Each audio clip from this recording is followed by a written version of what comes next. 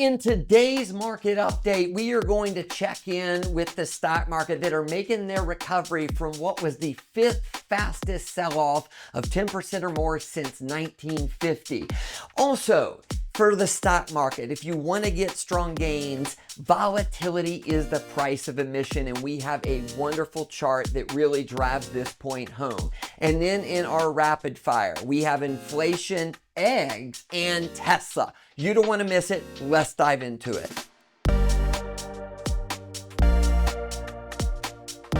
So in our last video on March 12th, we talked about how the stock market had been in free fall and said this could be a buying opportunity, that we felt that this sell-off, which had been the fifth sell-off of significance since the start of 2023, would be just that, an opportunity with the markets heading higher soon after. And guess what? The next day was what is right now the market bottom, and it has been in recovery over the last week. And we're going to kind of take a look at this, and we're going to start off by looking at something that shows that this sell-off that just took place of 10% in the S&P 500 took place over just 20 days, which tied it for the fifth fastest sell-off of 10% or more since 1950.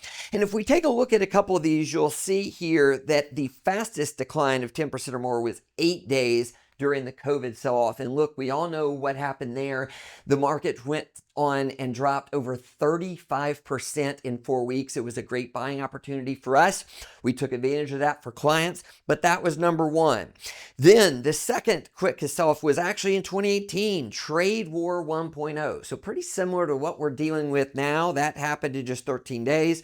Number three, 1955, Eisenhower's heart attack, which I got to be honest, I was not around for that. Don't know very much about what took place there exactly, but that was 18 days. Then next, fourth place, the Korean War, 17 days. And then we've had a couple. This is the third time we've had a 20-day sell-off. The Volcker shock, when Fed Chair Volcker in the late 79, early 80, hiked interest rates aggressively to kill inflation, and then the Asian financial crisis in 1997. So basically, here's the bottom line. We had a big sell-off, and we said these are scary. They're never fun to go through. But if you don't have a recession imminent, which we don't believe there is one imminent, those tend to be very good buying opportunities. And so we're going to put up a chart now of the S&P 500, which peaked on February 19th at 6147 there. You can see after a nice strong rally since early August. You see the big drop down to 55.21. That was the low, again, on March 13th, the day after our last video.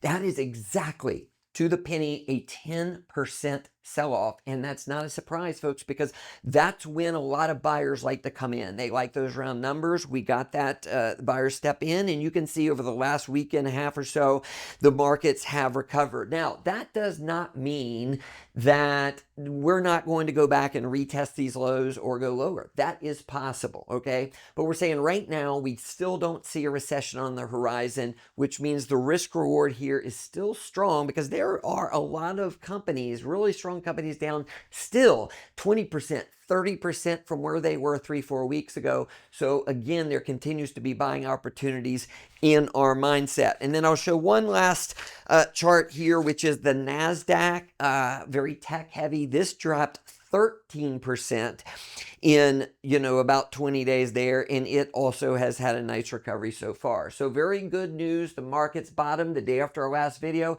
They've done much better since then. So in our last video, one of the reasons we said it looked like a good buying opportunity was that we saw that investors had become extremely bearish. In fact, as you see there, in late February, early March, there was over 60% of investors in this poll that comes out weekly were bearish, which That had only happened one other week in the last 10 years. When everybody is on one side of the aisle, typically the markets, there's going to be a move in the other direction right around the corner. This, by the way, happened back in mid-December. We had a video that said there were signs of euphoria. The market was at an all-time high then. And lo and behold, again, the next day after we shot that video, 1,300 point sell-off in the Dow Jones Industrial Average. The markets had a lot of turbulence because everyone was on one side of the boat. Well, they've all moved over to the extremely bearish side when we shot this last video. And once you get everyone feeling that way, a lot of times there's no one left to sell. So what I'm going to go over today is another chart, another indicator that tells us the same thing, that it can be a good buying opportunity still. What we're looking at here is something where it is a company that goes and asks people who have stock newsletters. And you've probably seen some of these in your life. Many times it's saying, hey, for $99.99 a month, we'll give you 2 great stock picks, or it could be, $49.99 or $300. And guess what? Most of these are scams. They're not legit, okay? But we can gain something from these folks, because what you'll see here, this goes back to 2010, down when this blue area is below the dotted black line there, is when this group say it is time to sell. You don't want to be in the markets. That has been an amazing time to buy. You can see those green arrows, and there's, let's see, 1, 2, 3, 4, 5, 6 occasions in here where when these people got very bearish and said to sell, the markets exploded higher almost right away, okay? Well, here's the good, and by the way, there was one occasion where this did not work. That was in early 2022. You can see the red line there that it didn't work. But every other occasion, if this group became very bearish, you wanted to buy, and you can see on the bottom right there, that circle, that right now the newsletter folks are saying sell, sell, sell. And again, this is something you want to fade. So in the stock market, volatility is the price of admission if you want strong returns over time. And look, our job for each client is to figure out, we do a financial plan, see where they're at on that plan, and then map how they're going to get from point A to point B, and put them in the right mix of investments to help them get the maximum return while also allowing them to sleep well at night. What we're going to show you here goes back to 1980, and it shows you the return on the S&P 500, but it also shows you during the course of each calendar year, what was the largest decline that happened during that calendar year. So there's a lot going on here. What you'll notice is the black bars are what was the annual return of the S&P 500. So over on the far left in 1980, it was up 26%. 1981, the next year, you can see it's below the line. It's minus 10. That means the market was down 10% that year. Now, in red, down below that area is the biggest decline that took place. So let's go back to 1980 there. The market was up 26% for the year, but it had a decline somewhere along the way of 17%. So if you were investing, that was a pretty significant decline, but yet by the end of the year, the market was up 26%. You did very well. And over time there, you'll notice that consistently, and let's focus more on the right-hand side, that is more recent here. And you will notice that there are lots of years where the market was down 28%, 10, 7, 12, 11, along the way, yet some really great stock market returns of 30% and 29 and 27 the last 2 years, 24 and 23. So listen, if you want to have much stronger returns than you can make in bonds and in cash, there's going to be some volatility along the way. And if you look at that way, and when you have a sell-off that's not fun to go through, like the one that we just had a few weeks back, and if you put it into context that way, it can help you understand, hey, we're taking on some water. This isn't fun, but we can make very good returns for the year, and that's why we put up with it. Now, before I get into rapid fire, just a word here is that most of the people watching these videos are not subscribed. And we've talked about how important these videos are when the markets are volatile. So we are a new channel. We're growing. Viewership is growing. Subscribers. We're very happy about all that. But just make sure to subscribe if you don't want to miss a future video. Okay, let's get into rapid fire where we touch on a couple other key charts that we think you need to know about. And we're going to start off talking about eggs because listen, no matter where you are in the last couple months, you have heard about how egg prices have skyrocketed. Going to the grocery store, which my wife does most of the time for me, but even I knew when I went in the other day and saw eggs for $12 that that was extreme. Well, we have some good news here for you, and that is if you look at the prices of eggs, and this goes back to 2020, you can see on the far right here, we had that massive spike in late 24, early 25, but wholesale prices have plummeted in the last week and are back kind of to the level they were at in late 24. And it hasn't been unusual, by the way, in the past for eggs and all kinds of other commodities to have these spikes and then they have significant falls. That happens over time. It's going to take a little while for this to filter through to cheaper egg costs for you, but good news is on the horizon there for something all of us have heard about. All right, let's look at another chart of inflation also. And this is one that we put up from time to time that is year over year. And we look at three measures of inflation. The first is CPI, Consumer Price Index. A lot of people have heard of that. The next is the PCE, which is the Fed's version of the Consumer Price Index. They like it more. It's constructed a little differently. And then lastly, PPI, the Producer Price Index. This is wholesale inflation, the things that businesses spend money on.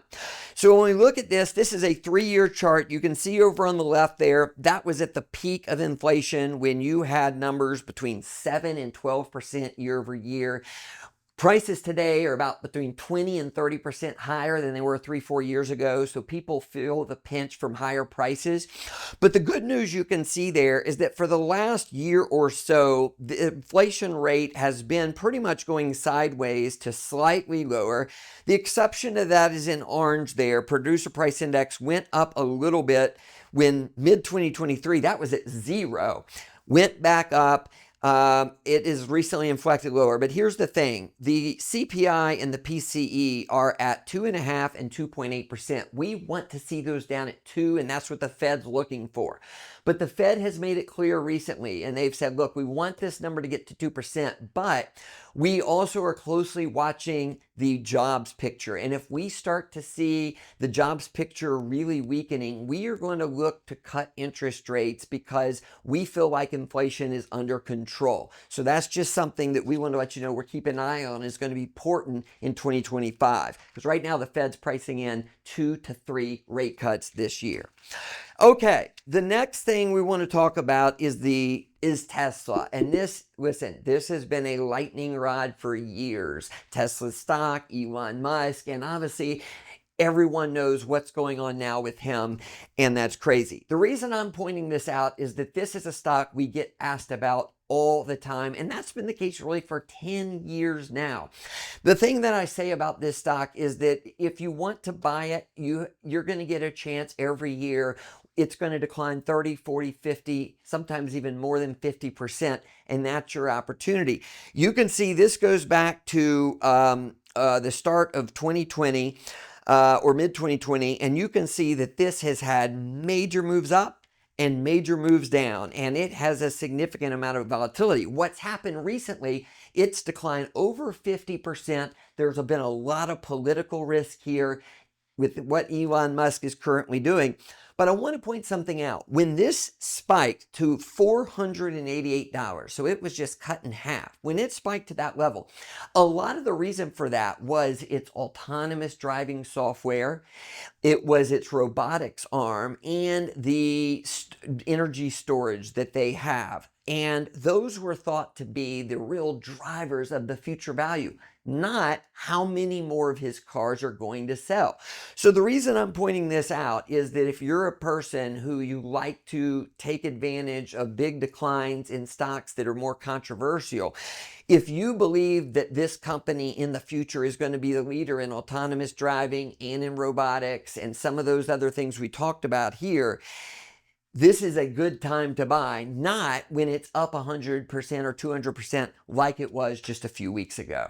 So the key takeaways are the stock market has been in recovery mode over the last week, and while we don't know for sure that the March 13th low was the low, we got a key data point where we saw that the stock newsletter authors are all telling you to sell. And when they're all telling you to do the same thing, that chart showed you want to go the other way, so buying may very well be the right move now. We also said that, listen, stock market volatility, it's not fun, but it's the price of admission to get the kind of returns that stocks can give you over the long run. Keep that in mind during the next market sell-off. Then in our rapid fire, we looked at the price of eggs. They have dropped significantly. The wholesale prices recently, that should be good news at the grocery store in the near future. We also looked at the inflation rate and saw that they are still very close to the 2% target the Fed has. We want to continue to see those go lower. And lastly, we talked about Tesla. It is a lightning rod type stock, but if you want to take a risk, that's one to potentially look at. Now, the last thing I'll say is if you are new to Centera, you can go to our website, go to the contact page and give us a call, because if you're not hearing from your advisor, if you're not getting market updates during these turbulent times, you very well are missing out. We'd love to talk to you. Thanks for watching and take care.